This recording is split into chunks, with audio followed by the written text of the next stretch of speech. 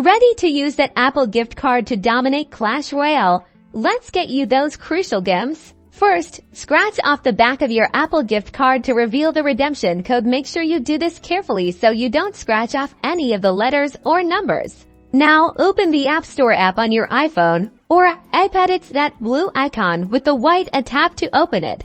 In the App Store, look for your profile icon. This is usually your picture or initials, and it's located in the top right corner of the screen. Tap your profile icon to access your account settings.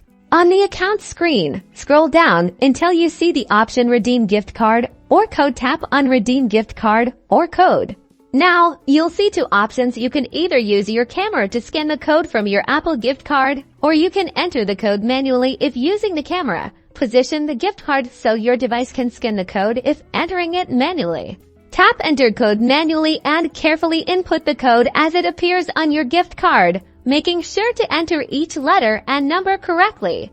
Once you've redeemed the code, you'll see your Apple ID balance updated with the amount from the gift card. This is where the magic happens. Next, launch Clash Royale. It's the one with the Barbarian King's face on it.